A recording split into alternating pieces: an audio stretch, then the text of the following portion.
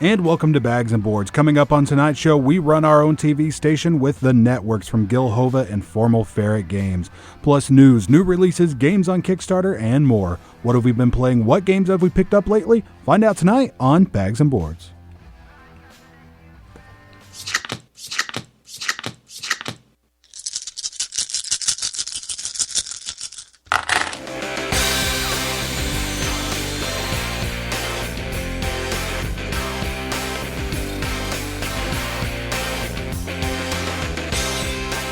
And welcome to the show, everybody. I'm Lance McFarland here with D. Clark. D, how is everything going? It goes well. Lance, how are you doing today, man? D, I'm doing pretty good. Unfortunately, as you might know, we weren't here last week, but everyone got to hear our Harry Potter interview again, which is pretty cool. It was a busy weekend a couple of weekends ago, so we weren't able to get the games in and just, things just didn't quite work out. Yeah, life happened. Schedules didn't mesh. Unfortunately, it happens, but what are you going to do? Yeah, we're back this week, man. 2 weeks ago. Good weekend. It was. Went to NXT. How was that, sir? NXT was pretty great. I got to say, out of the two shows, I had really, really high hopes for the Royal Rumble, right? Which I thought was a really good show. And I had lower expectations for the NXT show, which I thought over-delivered. So I was really happy with going to NXT. I since getting back involved in wrestling in terms of being a fan here in the last year or so, I came in watching NXT with very low expectations, and literally every pay-per-view, my expectations for them to go up because they keep producing these amazing shows. And it's to the point that I expect a show from NXT that is approximately as good as the main roster pay-per-view. Yeah, that's true, and it's really nice. Like, their weekly show's nice because it's just an hour. Yes. And their pay-per-view's nice because it's just like a little over 2 hours, so you don't get there's not a period where it's dragging along, Right. By the time the main event gets there, you're not already worn out of watching wrestling. And they get just enough storyline in that you care about the guys in the ring. Oh, for sure, yeah. And even in a time like this where their weekly show is kind of at almost an all-time low. Right. As far as not quality, it's still a quality show, but just how much you care about the wrestlers. Right. Just because all of the top people that we loved are all now on the main roster. Right, and you're having to rebuild from the ground up. Yeah, especially the women's division. But I thought the women's division is a good point to talk about with this, because you would look at it and say, I'm not interested in this at all. Asuka's cool, but other than that, but that women's division match at the NXT show was awesome, man. It was. Nikki Cross went through a table, and she took it like a champ. She did. I like Nikki Cross. Asuka somehow survives a 2-on-1 and wins the fight. Yeah. Retains her title. You know what I thought was really cool about Billie Kay and what's her name? Billie Kay and the other Australian woman. The other Australian chick that looks like an alien and nobody cares about. Yeah, she. What I thought was interesting about them is that Billie Kay was getting the pin, and the other one jumped on top to help her pin. Yes. Not so that they'd both be champion, but just I want one of us to win this. But since they were doing that, the one thing I didn't like was that when Asuka was on the ground and Nikki Cross went through the table, why they didn't just jump in the ring and one of them pin the other one. Yeah, immediately. So, yeah, anyway, it was kind of cool, but then you got that little part falling through the cracks, Right. But I also went to Evolve 77. I went to an indie pay-per-view. Nice. Chris Hero's final match before going to WWE. Right. So he's going to be Cassius Ohno in WWE. And Chris Hero's such a cool name, too. WWE, just let him be Chris Hero. You know what's going to happen. It's going to be the same thing that happened when he tried the last time. Yeah. He's going to get introduced as Cassius Ohno. He's going to wrestle a great match because he's Chris Hero and he wrestles great matches. And the fans are going to chant Chris Hero the whole time. Yeah, that's true. For sure. And, in the last few years since he left NXT the first time, he's gone on to become arguably the greatest indie wrestler on the planet. Yeah. And I got to go see his final indie match. He's on a very short list. He's really good. Yes, for sure. You look at guys like AJ Styles. Yep. And, maybe Okada. Maybe Okada. Kenny maybe Omega. And then And he's right there in that same conversation. Yeah, for sure. Okay, man, so let's get into the show. Yeah. This is a show about board games, not pro wrestling. And if you've never tuned into the show, Bags and Boards is a weekly board game review and discussion show here on KXTR 100.7 The Planet, covering everything in today's designer board game world. If you're listening on 100.7 here in town, welcome to the show. If you're listening on soundcloud.com/bagsandboards, welcome. Or online by clicking listen live at kxtr.com. We're on Twitter at bagsandboardstx, at facebook.com/bagsandboards, and at bagsandboardstx@gmail.com. Like I said, you can find all of this info and more at soundcloud.com/bagsandboards, plus all of our past reviews and interviews. And the current episode you're hearing right now goes up every Thursday morning at soundcloud.com/bagsandboards. We've also got an RSS feed there if you want to add us to your podcast catcher and have our shows fed to you directly. So we're going to get back to the news right after this break, and we'll be right back. You hear that? That's the sound of healthy, safe water from the tap. And that safe water is available nearly everywhere in America, thanks in large part to the Safe Drinking Water Act, which turns 40 this year. Happy birthday, Safe Drinking Water Act. Together, let's keep our water safe for the next 40 years and beyond. To learn about how to protect your water, visit drinktap.org. This message brought to you by the American Waterworks Association and United Water. The Blue-Eyed Buffalo would like to welcome back TSU students to Stephenville with memory foam pillows and bamboo sheet sets to ensure a full night's rest for the busy student. The Blue-Eyed Buffalo at 150 College Street and the Blue-Eyed Buffalo 2 at 970 Lincolnville Highway have been furnishing dorms, homes, and apartments for years. More information can be found by searching Blue-Eyed Buffalo on Facebook. The Blue-Eyed Buffalo, furniture, Texas style. In my car, because I'm driving a lot. It's okay to roll your windows down and turn your radio all the way up. In my car. Only if you have it tuned to the planet. Come on, y'all. Otherwise, it's not okay. Got it? Definitely in the car. All right, everybody, welcome back to the show. I'm Lance McFarland, and if you're just joining us, Bags and Boards is brought to you by Game and Movie Traders. You can buy, sell, and trade both new and used video games for any console, DVDs and Blu-rays, and comic books. They also feature a selection of board and card games, including Magic the Gathering, Pokemon, Yu-Gi-Oh!, and more. Other collectible card games available there as well. They're located at 2900 West Washington Street, Suite 60, next to the movie theater in Stephenville, and can be reached by calling 965-GAME. They're also online at facebook.com/Game and Movie Traders Sville. So, Dee, let's get into the show. We're going to start out talking about some news going on in the board game world. A few different things happening in the last couple of weeks since we've been on the air. Sure. So the first thing, Days of Wonder have announced an expansion for Quadropolis called Public Services that adds 24 new building tiles and 4 new helpers. As we talked about with Days of Wonder before, they produce just super high quality games. Right. 5 Tribes was the last game of theirs that I got, but Quadropolis looks really cool. They put out just really good family weight games. So if you're a fan of Quadropolis, Public Services, the expansion coming out this year. AEG has announced all of the products coming out for their Smash Up line this year. So the first one is What Were We Thinking? This expansion features Explorers, Grannies, Rockstars, and Teddy Bears. Starting to stretch. Yep. So this next thing is called the Retailer All Stars Event Kit. So if you participate in this event, like almost like organized play at your local shop, if they're doing this, you get the All Stars faction. Smash Up Big in Japan coming out later this year, and also Smash Up Sheep Deck in Q4 by completing a survey at alderac.com/smashup. And also later this year, Smash Up Digital coming out on Steam. I'm actually kind of excited for the digital version just because I have Steam and it's easy access. Actually, I think that's already out. Okay. But as the year goes, they're going to be releasing more factions for it. I'll have to go check that out then. I did this survey. It took me about 5 minutes. Okay. And you get a free faction. Nothing at the wrong end with of the that. year. So sometime at the end of the year, a sheep faction is going to show up in the mail, and I'll go, man, I'm glad I did that survey. Cool. So check that out. That's alderac.com/smashup. So PAX, the Penny Arcade Expo, has announced their first convention focusing on tabletop gaming only, called PAX Unplugged.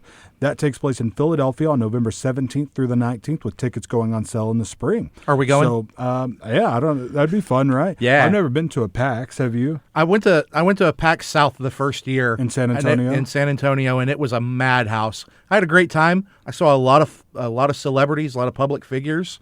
The cosplay was amazing, but it was a zoo. Really? Yeah.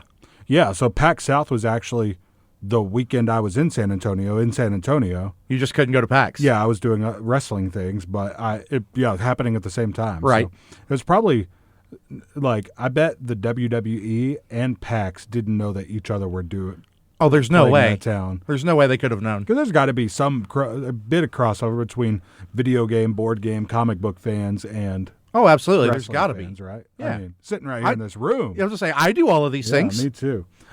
So anyway, D, the next bit of news, as a follow-up to the announcement of Commands and Colors, the Great War digital version that we talked about a couple weeks ago. Yes. GMT has announced that they're going to be doing digital versions of both Commands and Colors Ancient and Napoleonics in 2017, coming out from Hex War, the same company that implemented the Great War, and also that same company did the 1775 Rebellion digital game, among others. But cool. Yeah, this company Hexware definitely getting into the digital implementations of board games and I'm excited to play Commands and Colors games. Absolutely, man. I've talked about before, and we're going to talk a lot more about Commands and Colors as time goes on, but I've talked about before how much I love the Great War, but I'm really excited to play Ancients because Ancients is just, Commands and Colors Samurai Battles is almost like it doesn't exist. Okay. Like you just never hear anybody talk about it. No, nobody talks about it. No, Like, it's weird. People didn't even do reviews of it. We did a review here on the show. Yeah, but we were one of a very small handful. It came out from Zvezda, which is a Russian company. Right. And they have a USA division, but that's just like an office in the U.S. And it never got picked up by a U.S. company or anything like that. So I don't know if it's hard to get your hands. You can go to their website and buy it, but it just never got the play that the other versions of Commands and Colors get. But to me, it's just the best, right? Right. And also the barrier to entry with Samurai Battles is that it's the miniatures that you have to put together. Right. And glue and stuff like that. I'm not and I realize that I'm coming from a wargaming background, but putting together some minis is not an issue for me at all. Yeah, for me, I'm not a big fan of it.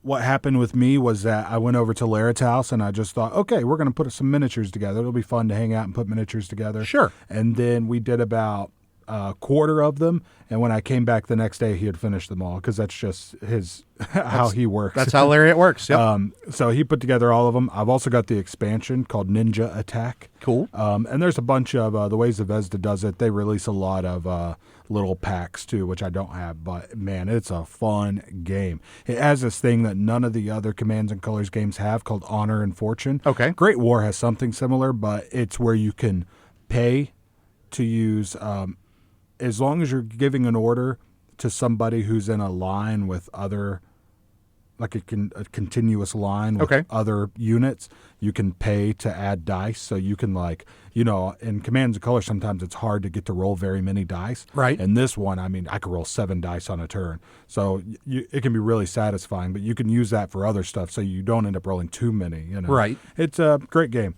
And it was the first one that added the extra cards that have like special abilities, like, play this card when your opponent gives a command to someone in the right section. Okay. And you can play that card and say, like, I get to do a counter attack or something, Okay. So anyway, digital versions of Napoleonics and Ancients coming out this year. The next game in the Dice Tower Essentials line of games from Arcane Wonders is going to be an English language version of Viral, originally released by Mesa Board Games. Viral is an area control game for 2 to 5 players where you are competing to infect and control organs in the human body. So this is coming out in August, going to be debuted, I guess, at Gen Con. And the board of this is really cool. The board is just like a map of the human body, but it's an area control game. So right. The areas that you are controlling are the heart, the lungs, the spleen, the liver, That's pretty sweet, man. It is cool, right? Yeah. The board is really cool looking. So check this out. It's called Viral. And these, I've got to say, the whole point of the Dice Tower Essentials line was that Tom Vassell is saying these are essential games for anyone's collection. Right. The one I didn't really know about was Speechless. Okay. Which we reviewed here on the show, and it was favorable. I like Speechless, but it just didn't seem like an essential game. Fair. Onitama seems like an essential game. Yes. Sheriff of Nottingham, if that's your style, essential game. Speechless was, I'm glad they've gotten, back to, what seemed like they could be essential games like with Royals and stuff like that. But This one looks really awesome. I mean, it's like he's trying to release a game from all these different categories, like party game, abstract. Right. And most gamers game. don't need something from every single category. You don't have to check every box. That's true, too. Yeah, but I just feel like there had to have been a better party game out there. Right. Well, I mean, we've reviewed some pretty good party games on this show. Oh yeah, party games are one of my favorites. I've got an awesome party game collection. Yes, you do. It's one of my favorite things about my collection. You wouldn't think that as much as, I love heavy Euros and war games and stuff, but man, I love party games. I was going to say, you also love playing games with your entire family, and that just screams true. party gamer. Yeah, for sure. And Codenames has kind of taken that mantle lately. Man, I love Codenames so much. I do too. Great game, right? Yes. People that don't like Codenames, which, like some like more prominent reviewers don't like Codenames, and like I get what they're saying, that it's just like everyone's sitting and staring at words. Right. But like that doesn't discount the fun that people are having, because people really like it. It's a blast to play. I've never been in a group and played with somebody and had them be like, this is boring and I don't want to do it anymore. I agree. I've yet to see this. Totally. So last bit of news, Marco Rama Games in New Jersey. This is a game shop, right? Right. Local game shop that also sells games online. They are closing their store due to Asmodee's policy about selling their games online.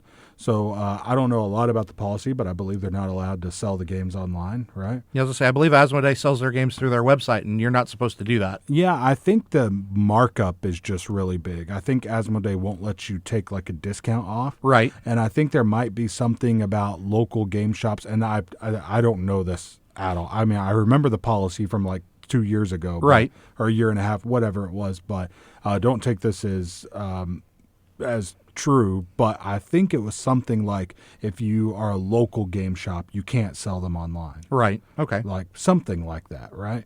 But anyway, so I don't know about Asmodee's policy affecting people, and this is just from they may be this awful business who doesn't know how to run it and just blaming it on somebody. That may be. I have no idea. You know? There's a whole lot of information missing here. Yeah, I just thought it was interesting to put that out there, that like this is the reason we're closing our doors, Right. Asmodee has made some big moves. I mean, if you buy an Asmodee game on like say coolstuffinc.com or something, right, you're going to be paying almost full price. You don't get that 35% off, which, I mean, yeah, as someone who works at local game shops, I mean, it seems like it would be true that would help local game shops, right?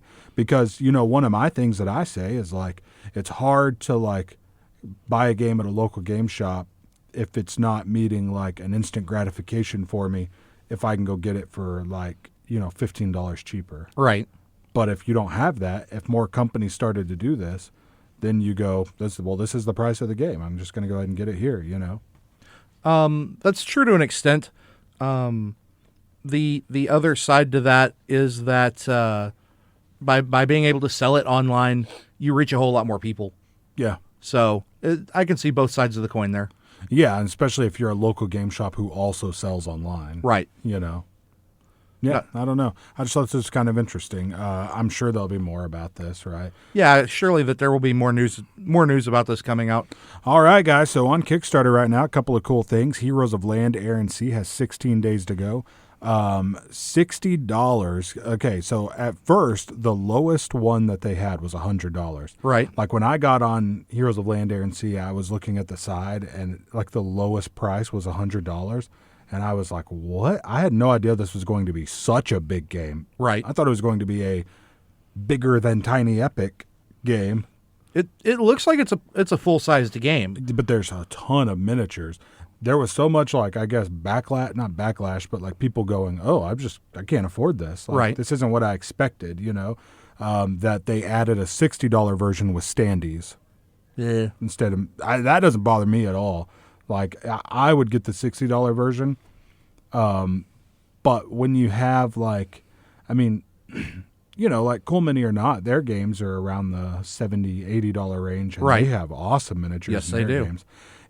So, I don't know. Go check it out. $60 gets you the game with standees instead of miniatures. And for miniatures, you're talking $100 and up, depending on, what version you want. There's a deluxe version, stuff like that. Sure. So the game still looks cool. It's definitely not what I expected. It's pretty cool. Each faction, so like whether you're playing dwarves or humans or elves or whatever, right? They each come with like a castle piece, okay, and like a land vehicle and like a sky ship. Cool. Which is what a funky theme, right?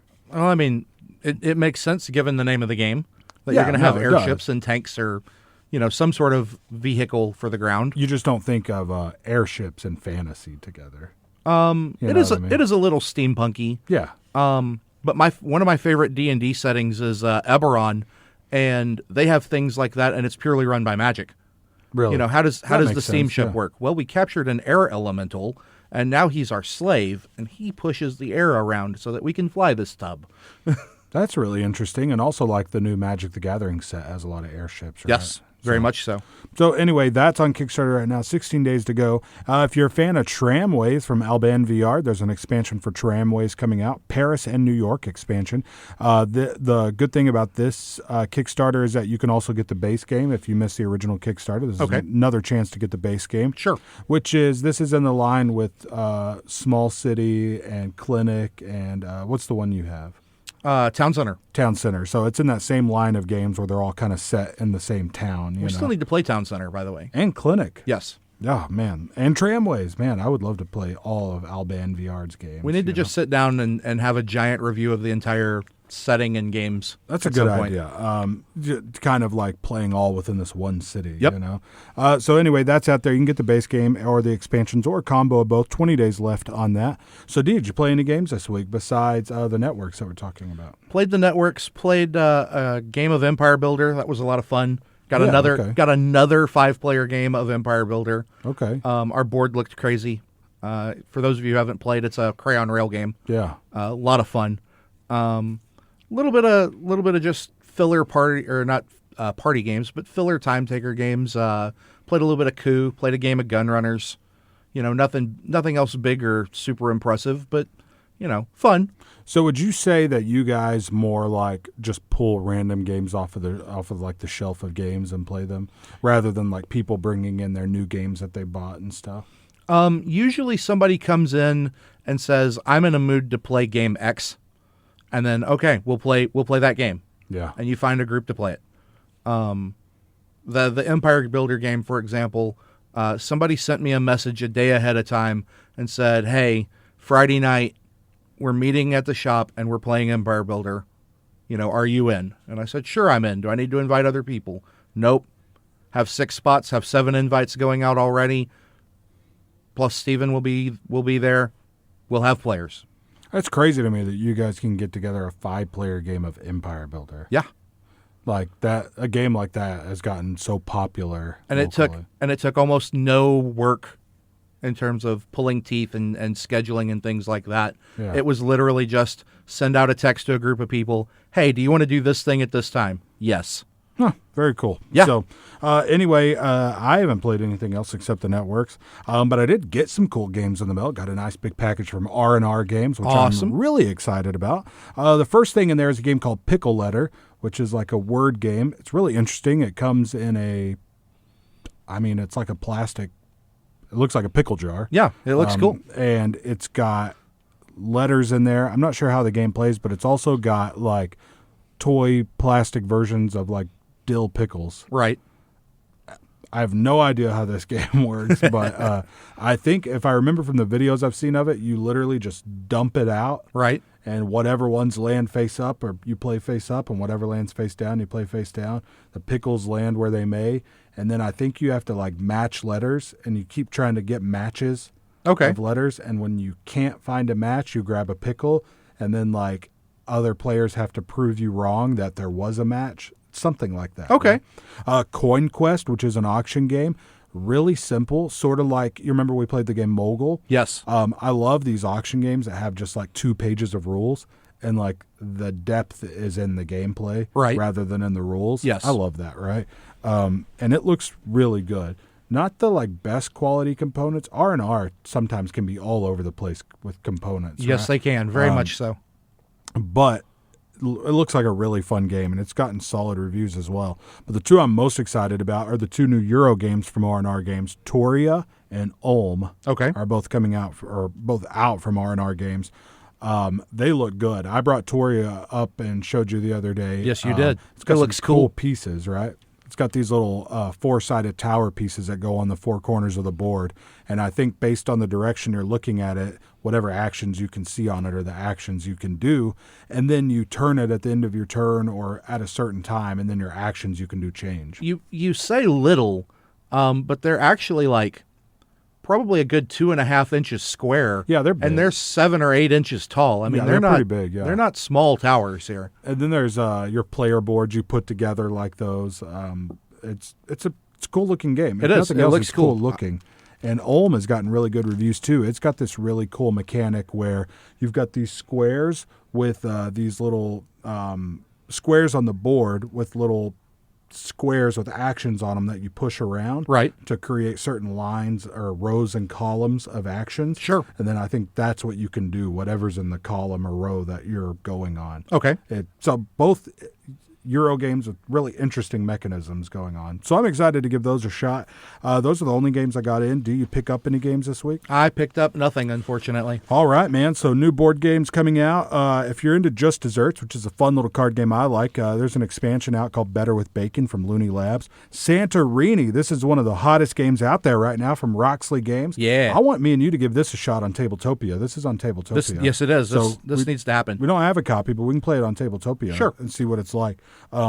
It's really cool because the board afterwards, if you've ever seen pictures of Santorini, the city in Greece, this board looks like that city. It's really cool.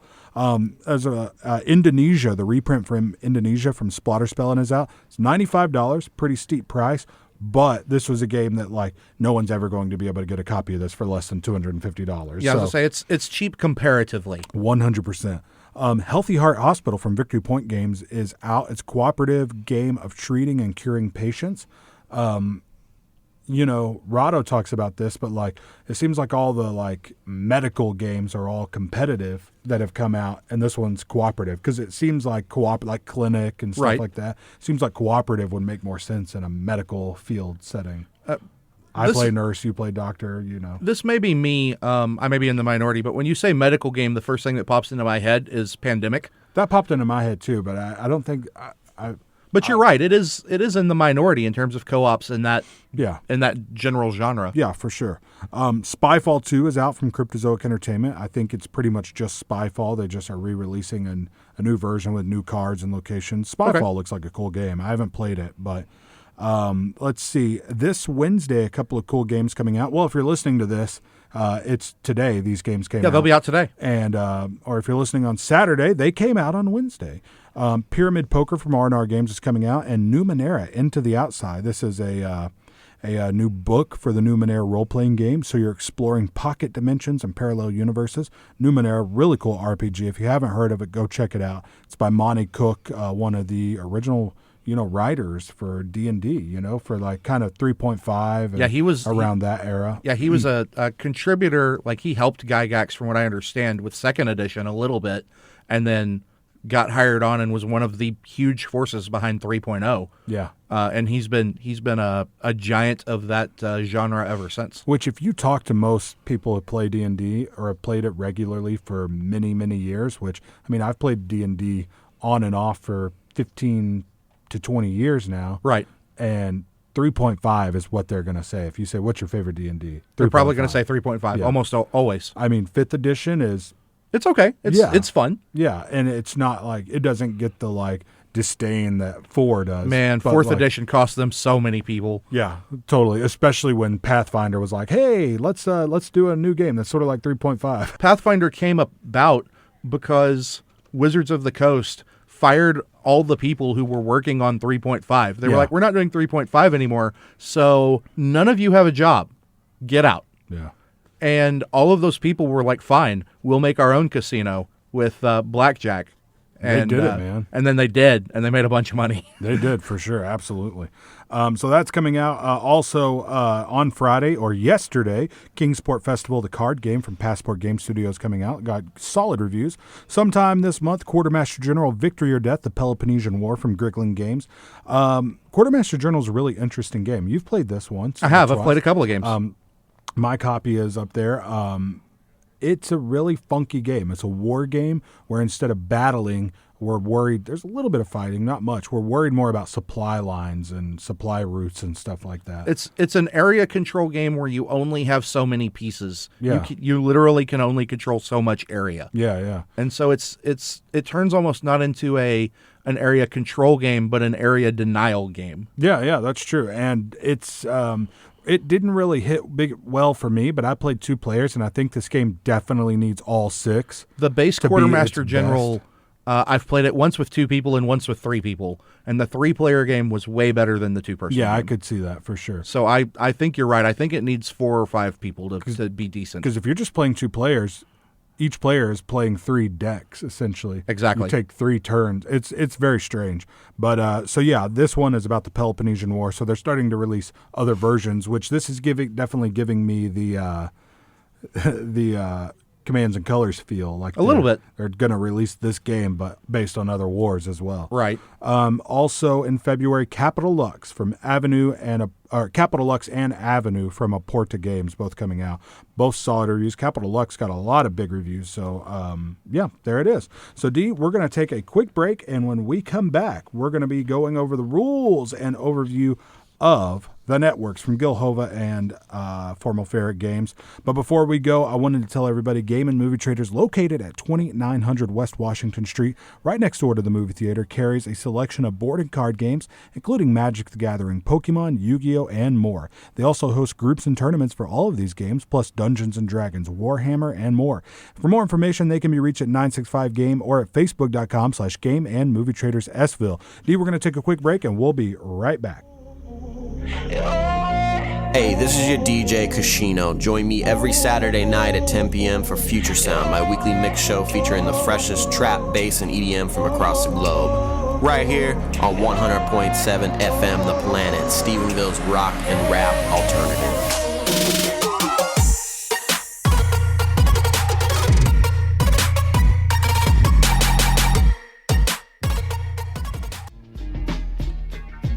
KXTR 100.7 The Planet is proud to announce the opening of Texan Tattoo at 1280 West Washington Street, directly across from the Tarleton campus. Texan Tattoo offers Tarleton students and Stephenville residents a variety of services to meet their tattoo or body piercing needs. Artists' work can be found online at facebook.com/Texan Tattoo. Walk-ins are welcome and appointments can be made by calling 254-968-0050. Forget caffeine. What you need is to turn your volume up. Let's go. Way up. Crank it up. Get your adrenaline rush on 100.7. It makes me happy. KXTR, The Planet. All right, y'all. All day, every day. You ready? All right, everybody, welcome back to the show. This is Bags and Boards, a board game review and discussion show here on KXTR 100.7 The Planet. Tonight we're talking about the networks, designed by Gil Hova and published by Formal Ferret Games. So Gil Hova is the designer of Battle Merchants and Bad Medicine, formerly. Yes. Formerly. Formal Ferret Games is his company that he runs. Battle Merchants was released by another company, but so far, Bad Medicine and the networks are the games that he's published through Formal Ferret. So, Dee, just to give a quick overview of the game, in the networks, you and your opponents are new television stations, and you need new programming. And for this, you'll need shows, stars, and ads. So, Dee, this game lasts about exactly 5 rounds, and the player with the most viewers at the end is going to win. So, there's different player boards or different central boards for whether you're playing 1 to 5 players. I have not played the solo game. We've played at 2 players and 3 players. Correct. So kind of, middle of the road there. So on your turn, you're seriously just going to do one of the following actions. The theme of this game is they go with the theme of television. So like you're going to have like the show Found instead of Lost, things right. like that. So it's definitely a parody there, and it's definitely comedic. The ads, the stars. Oh yeah, it's all funny. It's very cute and makes a lot of references to things in television. Yeah. Without actually using any of the things in television. Yeah, for sure. And so on your turn, you're going to do one of the following 5 things. You're going to develop a show. Depending on the number of players, there's going to be a certain number of shows, ads, stars, and network cards, which are special action cards out. So you can develop a show, and as we go, as these cards are taken in this one round, They're not going to be replaced until the end of the round. Correct. So you can develop a show, which means you take a show and you put it in your lineup. So on your player board, you're going to have an 8 p.m., a 9 p.m., and a 10 p.m. slot, and you're trying to make those perfect. Your shows that you're developing are going to have preferred time slots, but you can put them wherever you want. Right. Pretty much, if you put it in its preferred time slot, you're going to get a few extra points on that first season. And that's it. So you're going to develop a show, put it in whatever time slot you want to put it in, and then later on, it's going to age. So at the end of the round, our shows are going to age. Correct. Which means we're going to move a little black cube down, and the number of viewers is going to change. So it could do anything from, say, start at 8 and then go 7, 6, 1, 1. Correct. So, like, in the last couple of seasons, it lost a lot. So I need to get rid of that show and get a new show in that spot, right? Correct. Or it could do something like start out low, like start at 5 and then jump up to 14, like it got really popular in its second season. And these are number of viewers that you're getting from the show. So you may start with a show that's lower just to get those big, season 2 and season 3. Absolutely. So once you get rid of a show, once you get a new show to put in its place, that show is going to go into reruns. You flip the card over and it's going to have an extra number there that's going to get you some extra viewers as it's in syndication. Then it's going to go to your archives after the round that it was in reruns. So that's how you develop a show. You can also get ads. Ads and stars go straight into your green room, and then you can use the attach a star or ad action later on to put them on a show.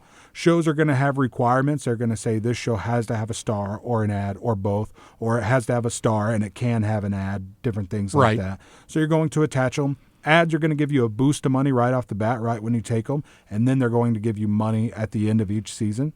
So stars are going to cost you money right when you take them, as do shows, and then they're going to cost you money at the end of each round. So pretty much at the end of each round, you say, this is how much money I owe, this is how much I get. Do I owe or do I get? Right. Did I make money? Yeah, and the other thing you can do is get a network card. Network cards are going to do anything from give you an instant action right then, from something as simple as get $5 million. Yep. Or they're going to give you something that you can use one time, but it doesn't have to be right then. You use it whenever you want. Or something that's an ongoing action. Or something that helps you score extra points at the end of the game. Precisely. Those are the 4 different types of network cards, and that's the game. You play 5 seasons, you do these things, you're pretty much trying to optimize your 3 time slots. You're looking there on the 3 time slots, you're focusing on those. How can I optimize this, right? And we'll get more into that. But real quick, we're going to take a really fast break. That's the overview of the game. We're going to take a quick break, and we'll be back to talk about our thoughts of the networks. And before we do, I wanted to tell everybody, make sure you follow us on Twitter at bagsandboardstx, at facebook.com/bagsandboards, and you can email us if you want to. We're bagsandboardstx@gmail.com. Most importantly, though, head over to our SoundCloud page at soundcloud.com/bagsandboards. You can find all of those links there. Plus, you can find all of our reviews and interviews, plus all of our episodes if you want to catch up on the show. And there you can find our RSS feed address, which allows you to add us to your podcast catcher and have our shows fed to you directly and listen every week. So we're going to take a really quick break, and we'll be back to talk about the networks from Gil Hova and Formal Ferret. Listen up, all you fashionistas. Tarleton is now offering a new minor in fashion. Classes include fabric fundamentals, fashion industry, apparel development, fashion history, and fashion forecasting. This new minor is open to all majors and there are no prerequisites. For questions, contact Dr. Blaylock at kblaylock@tarleton.edu.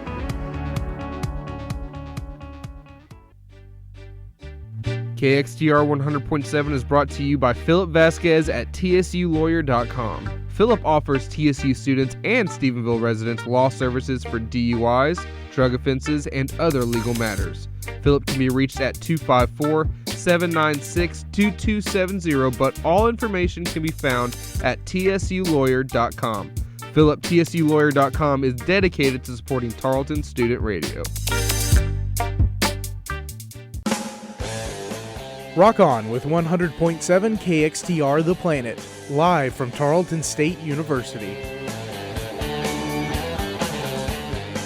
All right, everybody, welcome back to the show. Wanted to let everybody know that Circle A Skate Shop is located right inside of Game and Movie Traders in Stephenville, next door to the movie theater. They offer skateboards and longboards and carry accessories, including trucks, wheels, skate videos, and more. Information at 965-GAME or by searching Circle A Skate Shop Stephenville on Facebook. So, Dee, let's get into our review of the networks from Hova, former Ferret Games.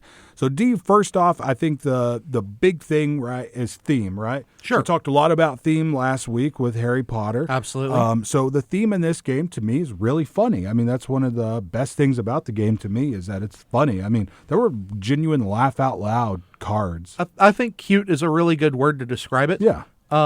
It definitely, like I said earlier, it definitely pulls from things that are in TV today. You know, if you're a big TV junkie, you're going to recognize a lot of these references. Yeah, yeah. Some of them were very cleverly done, and we didn't catch them initially. 31 true. Paper being a prime example as a take from 30 Rock. Yeah. But it's very cute. There are a lot of funny moments, and especially when you get things to line up just right to where you have the right star on the right show. And so you have the guy who dies in everything in Super Awesome Explosions show. And so every episode is this guy doing something and then exploding. And, you know, we all have these perfect images in our head of this ridiculous TV show, and it's hilarious. Yeah, yeah. And the one thing I think that would have made the theme even better is like, you know, we have found instead of lost. Right. Or we have NCISICUBUS Scranton. Right. Which is a good one. I like that one. We have these shows that are like really specifically, this is a parody of this. I wish the actors were the same. Instead of guy who dies and everything, I wish we had, you know, instead of Tom Hanks, have Tim Hunks. Okay, you wanted to go that route. You know what I'm saying? Okay. I think since we did such precise parodies of the shows, why not do precise parodies of the actors? That works fair. the way it is, but I thought that would have been even a nicer touch. I didn't think along the lines of every single actor, but there were a bunch of them where I was like, It was that's totally obvious. this person. Yeah, for sure. That guy who dies and everything. Well, I wonder who could that could be. And he's got a sword, and you only see his body, you don't see his head. And I mean, surely this isn't a Sean Beam reference. Yeah, for sure. No, that's true. And they all did. They all were a reference of somebody. Yes. But, yeah. You wanted actual names. Yeah, for That's sure. fair. Like, you know, it could have been Sam Bone. I don't know. Right. Whatever, you know. So anyway, the theme is really funny. So to me, the coolest thing about it is that the player board, just to get it out of the way, this game was a little too light for me. Okay. I mean, I could see playing this game with a group and having a good time, but they're just like, even for like a family weight game, they're just like, I wish there was a little bit more tension. Like, Right. I wish it felt a little bit tougher. I wish there was a little more crunch to it. You know what I mean? The game's attempt at adding tension, adding strife for a player, is your absolute least favorite way to do that, which is cards that basically say, do terrible thing to opponent. Yeah, for sure. Yeah, there's these cards with an eye on them. They're interactive cards, and what they are is they're just like take that cards. And for me, like and not every player's like this. Some players are going to really like that, right? They're just mean cards that I would. I mean, I'm probably going to just toss them in the trash. Like, Right. I don't even want them in the box. I don't want them rubbing off on the other cards. Right. You know, like I don't want the other cards making bad decisions because they're having to hang out with these cards. So anyway, yeah, the interactive cards aren't for me. If you like take that stuff, like, you know, Munchkin's a really take that sort of game. Absolutely. I like Munchkin, but in this one, it's just like, I mean, say we get into this situation where, like, you know, I'm about to do this really cool thing that I've been working for, and you go, nope. Right. That's not fun for any. I mean, it's just not fun. You know what I mean? I'm a, in the words of one 3 H's, Triple H, I am a creator, Not a destroyer. not a destroyer. So anyway, so yeah, the interactive cards, not a big fan of. But to me, the best part of it is optimizing your player board, right? Right. You've got an 8 p.m., a 9 p.m., and a 10 p.m. slot. which we're in the Central Time Zone, so I like to think of them as 7, 8, and 9. Sure. And you're just optimizing, right? So like I had one where, and you do end up in these funky turns, like you said, where you're like, all my shows are perfect. They've got all the stuff that can be added onto them. I can't add any more. I'm about to score the top thing in all of them. All I can do is, get as many ads as I can, but the other players are grabbing ads too, Sure. And then do I want to waste money on stars that I might not even need later right now until I know I need them? Because different shows are going to come out later. What if a lineup of shows came out that all took ads instead of stars? And it happens sometimes. And I just bought all these stars for no reason, We played one game where I was like, man, this 8 o'clock show is the pits. It has dropped. I'm going to get 3 viewers this season. I'm going to get 1 viewer next season. This thing has got to go. And the cards came out, and there were no 8 p.m. shows. Yeah.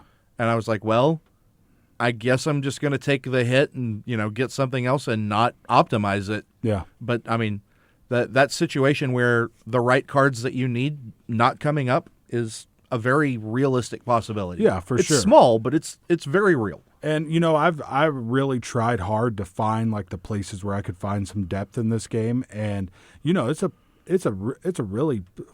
fun game. I just felt like, and it doesn't take very long. It's a good 45-minute to an hour game, and like I think it's a perfectly awesome game to sit down with your family and play, or if you have some friends and you don't want to play something too meaty, you just want to have a good time and play a nice simple game.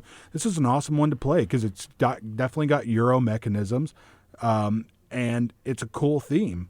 It's a cool theme where they went the funny route, and it's actually really funny. It is legitimately funny, and I can see it as a good entry for that style of game, for a Euro almost. I don't want to say worker placement because it's not really. That's not an element. It's more, but of it's a multiplayer solitaire type game, which is very much a Euro stereotype, if not fact.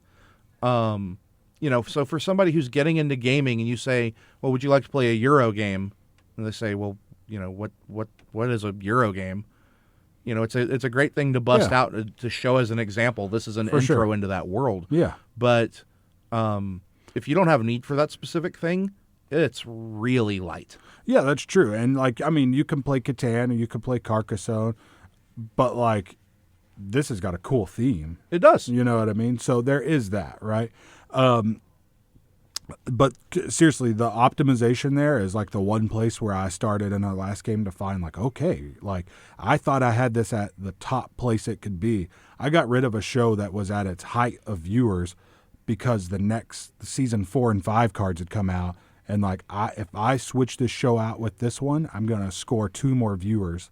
Right. You know what I mean? Yeah, you're down to that level of micromanagement. Yeah, which got kind of cool, right? Yeah. I was able to score a couple more viewers by just playing out this whole turn, but I played out an entire round to score 2 extra viewers. Right. I will say that, like I said, the game is a good length, and it doesn't do the thing that I don't like in some Euro games where you feel like right when you're getting ramped up, it's over. Right. This one, what you're doing is you're trying to get to that perfect spot to end your last round with the highest score possible, rather than like I'm just getting there. You know what I mean? Exactly. Because you can get there at the end. You know what I mean? And if you are good, let me word this correctly. If you play your first turn or 2 well, you hit that peak a couple of times in the progress of your game. Yeah. Where you're like, man, I'm going to score 54 points this turn. This is astronomical. And the game is set up. You could, in theory, score 300 points according to the pieces in the game. They've got that token for you hit 300. Yeah. Neither of us did that. Yeah. I think we got over 2 that last time through, though. Yeah, we did for sure. Yeah. Yeah. So you could score a lot of points. Uh-huh. But I'm sorry, rambling a little bit. But it's absolutely a thing of hit that peak optimization, and then you have to realize that you're there and you're about to fall off the cliff and fix it immediately. Yeah, that's true. Yeah, absolutely. And that's your player board. Those 3 slots are where you're really gonna like crunch down on this game and try and like get some depth out of it.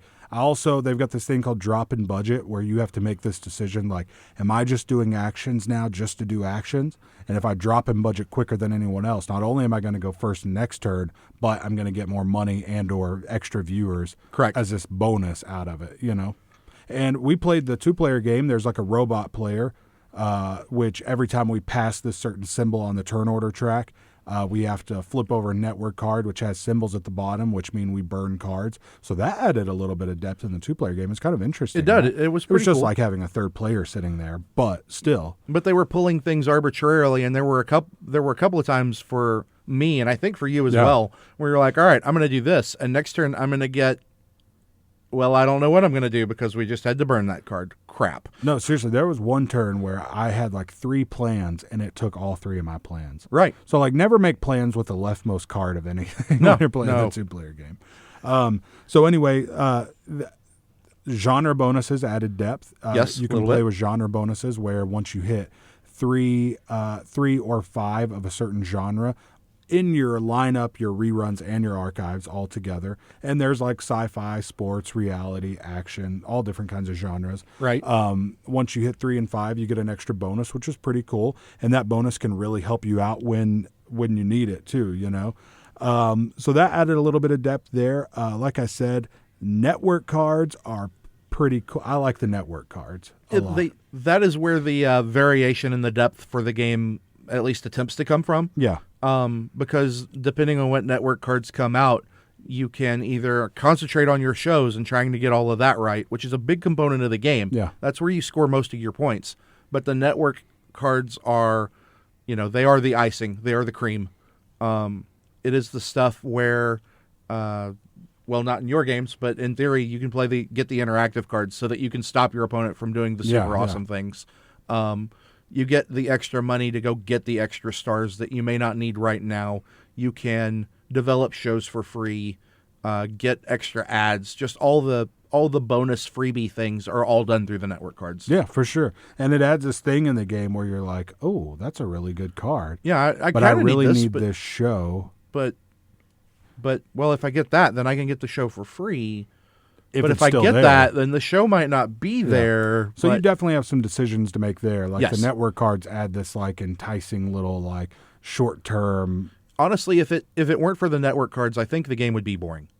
Yeah, I could see that. It definitely adds a lot to it. Yeah, they are the spice of the game. The other thing that kind of adds a little bit of meat to it is the resource, which is the money. Yes. It's really tight. I mean, you don't always have a lot of money. If you go that route and you end up getting a lot of money, means you left something else behind potentially, but you don't always have a lot of money. And if you go negative, you lose points on the board. You lose viewers. Yeah, that's true. Which is incredibly painful to have to do. Did that? I don't think that ever happened to us, did it? Game 1, I made Janie lose like a half a dozen viewers at the end of the game because you both had to pay my expenses for me. Yeah.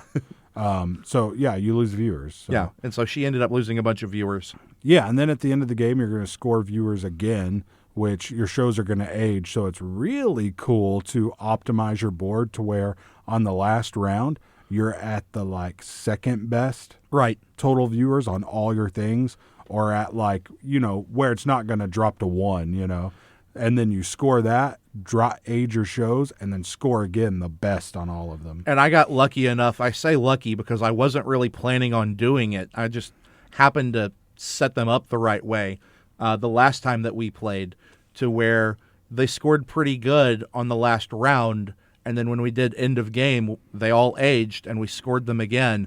And like, I think all 3 of my shows fell for end game into the prime. This is going to score as many as it'll possibly get right now, and it was right at the end of the game. Yeah, for sure, and that can be pretty cool. So you're almost like setting yourself up for like the end of each round, but really trying to set yourself up for the end of the game. Yep, that final round and in-game scoring. Like I said, interactive cards, not my thing, but you might like them. The game is kind of fiddly in a few different ways. There's like the middle 3 boards, which are your score tracks and your turn order and your drop-in budget stuff. Like those aren't attached to each other. Correct. Because there's a different board for each of the different player counts. Right. Which I feel like those other 2 boards could have been attached. Well, it's because that middle one, when you're playing 1 or 2 players, it's got the you turn flip counter over, on it. Yeah. So yeah, none of the boards are attached. They tend to move around a bit. The fiddliest part of it, which got me a lot, was that you're sliding your stars and ads underneath your show cards, and your show cards have little cubes on them. So your cubes go walking very much. Yeah, for sure. And it was one time I got really worried because like one of my stars had gone up underneath my show, and you were like, "Oh no, I know I put a star on here." Yeah, and I just totally like forgot to score it. Oh you man! know, so if I had not seen it, yeah. So things like that can happen. There's a cool little thing in the middle of your player board, which has like a score calculator. And I finally realized today that you're supposed to, as you gain viewers, move that extra black cube you have up. Right. So at the end of the round, you just go, I've got this many, rather than having to add them up at that point. Right. So we weren't doing that, but that's what you're supposed to do with it. It's a nice little touch. Yeah, I was using it like to confirm, this is how many I have as I went through scoring, but I didn't do it as the round progressed. Yeah. So, yeah. I mean, any other thoughts about the game? No, actually. I think we've covered it pretty well.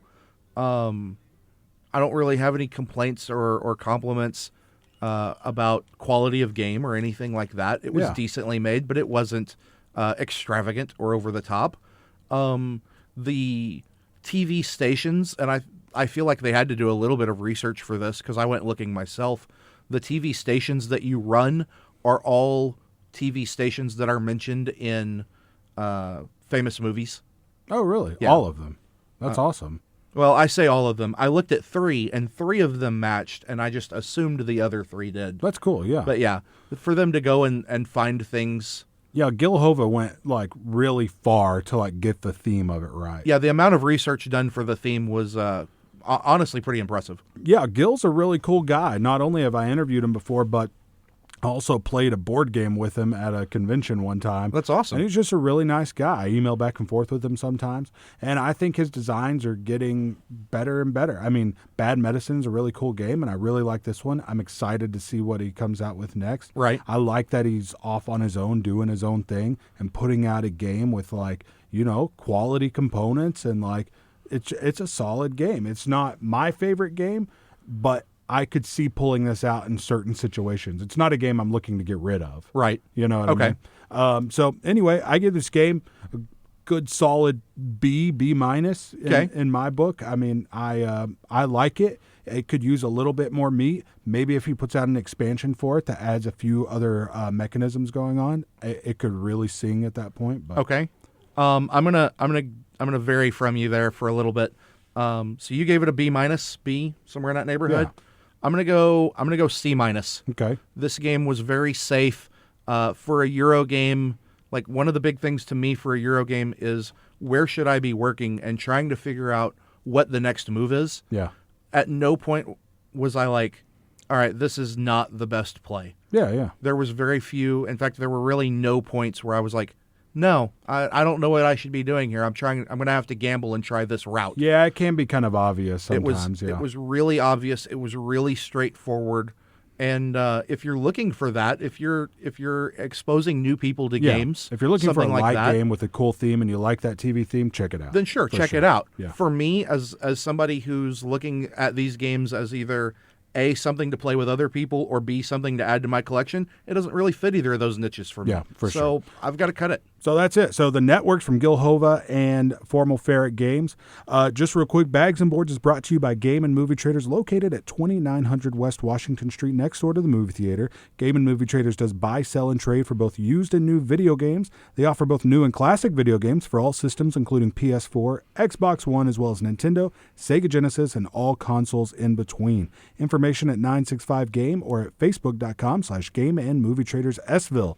So, D, that's going to do it for us this week. Once again, at bagsandboardstx on Twitter, facebook.com/bagsandboards, soundcloud.com/bagsandboards. And we're back next week talking about Orleans, the Tasty Minstrel game. I'm really excited. This is Euro. I'm very excited about this. Yes. One. This is going to have some meat to it. So I feel kind of silly because every week we say, man, this is the game we're playing next week, and I'm really excited about it. but it's true. Like every time you're like, all right, this is what we're doing next, and I'm like, yes, let's do it. Yeah, I'm always It really excited is. too. Absolutely. So, guys, we're going to get out of here. We will see you next week. Be sure if you're listening on Wednesday, the show's on again Saturday nights at 5 p.m. So, or check us out on SoundCloud, and we'll see you guys next week. Stay safe and have fun, guys. Bye, everybody.